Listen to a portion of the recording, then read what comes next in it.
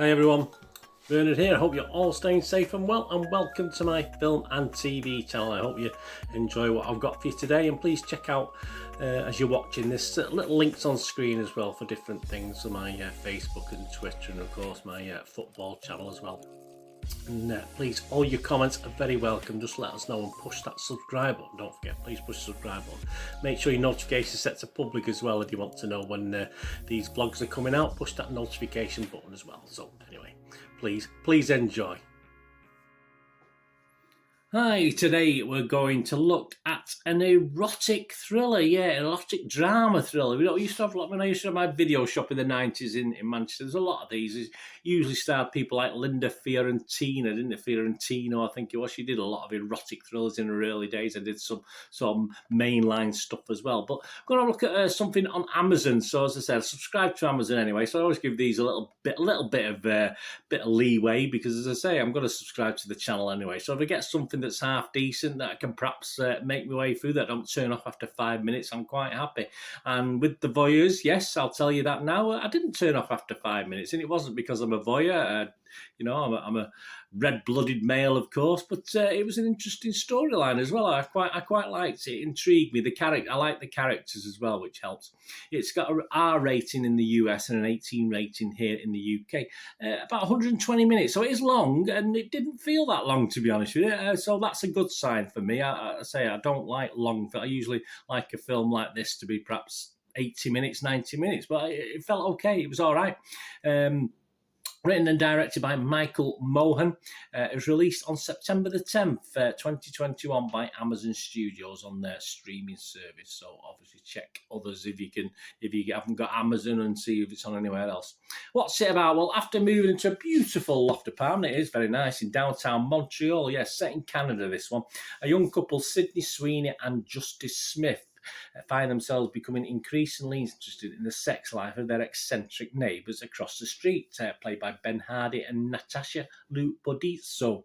What starts out as an innocent curiosity slowly turns into an unhealthy obsession after they discover that one of these neighbours is cheating on the other.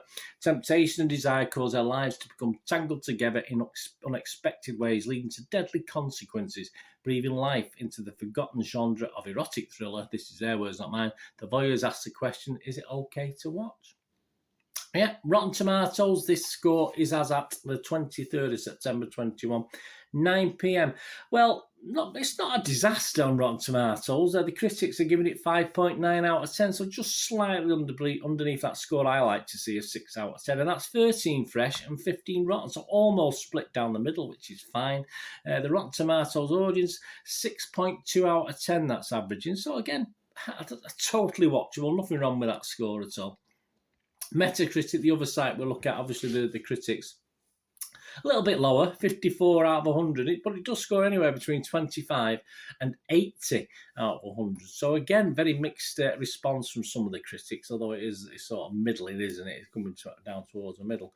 And the one we like to see, Joe Public, well, this is an interesting one.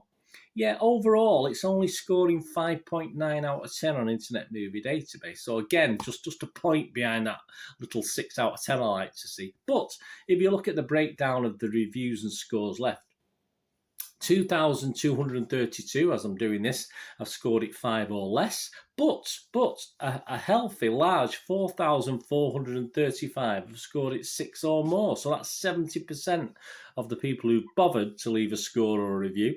70% liked it, give it 6 or more, even though it's only getting a 5.9 out of 10. So sometimes stats can be a bit daft, can't they? And that's an interesting one. It doesn't quite fit the statistic at the end, but there you go. That is interesting.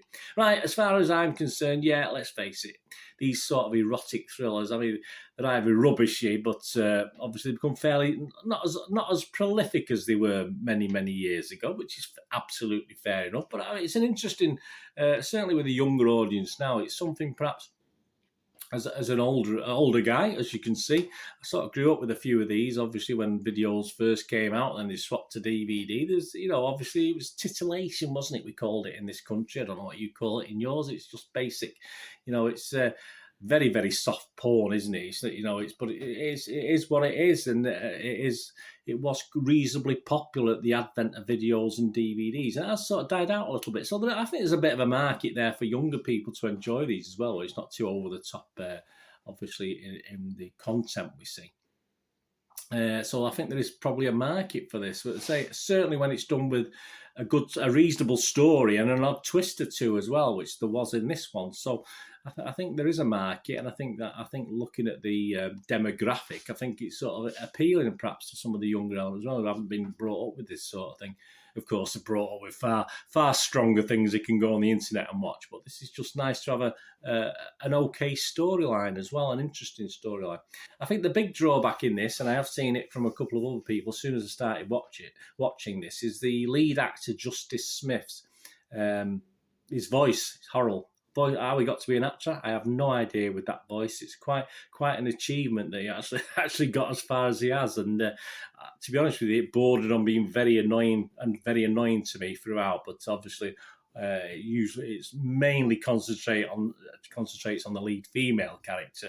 But his voice, yeah, I'm sorry, mate. It just really grinded on me, and it did on a lot of people, because I've seen a lot of people commentating on it. But as I said, thankfully there's enough stuff going on elsewhere to perhaps take your mind off it and just suffer it for the sake of the film. It's got daft moments, of course, hasn't it? It pushes the boundaries of believability, which is fair enough. I don't mind that. We're not talking real life. There's a lot of people have been sort of saying this wouldn't have happened and that wouldn't have happened and they wouldn't have done that. But hey, it's a film. It's only a film. It's not real life. So I take the silliness sometimes and just accept it for what it is. But as an erotic thriller, I found it an interesting watch. I quite enjoyed it. I think it's excellently shot. I think it's very well shot. And apart from the gentleman I've just mentioned, acting-wise, it's good enough. There's nothing wrong with that. Yeah, daft, silly, a bit of titillation, which there is in it. But I'd say it was not a bad, slow-burning thriller, because you get introduced to the characters as well. And it can border on boring in some instances, but I don't think it does particularly in this. I like to get, I really want to get to know the characters in this, to care about them, or at least care about one or two of them, which I ended up doing. So, yeah, a slow-burning thriller underneath all that sort of upfront nudity, etc. But yeah, I liked it. I liked it. So let me know what you think. Anyway, as I say, it's just a little bit different to me. As I say, I don't watch many of these type of films these days. I find most of them a turn off, to be honest with you. But I found this just to be interesting enough on the storyline to keep me watching. And I will give it my basic watchable score, which isn't too far out to what other people are giving it, critics and the public. So I am going to give it my standard 6 out of 10 watchable score. So yeah, I would recommend it if you like something a little bit different and you don't mind a little bit of nudity, etc., thrown into an interesting sort of tale that sort of gets more interesting. It goes along, then perhaps gets a bit silly in parts, but it's entertainment at the end of the day. That's all it is. Anyway, thanks for watching. Whatever you're going to do rest of the day, have a great one. Look after yourselves, look after your friends, look after your families. More important, let's look after each other. So we'll meet here again on the Film and TV channel. Or perhaps have a flick across, please. Have a look at my football channel as well, my team, Manchester City, if that's any interest. If it's not, there's loads of film and TV stuff here, as you know. So please keep in touch, press that notification button. So until the next time, I only ask one thing, don't I? Please stay safe, everyone. Thanks for watching.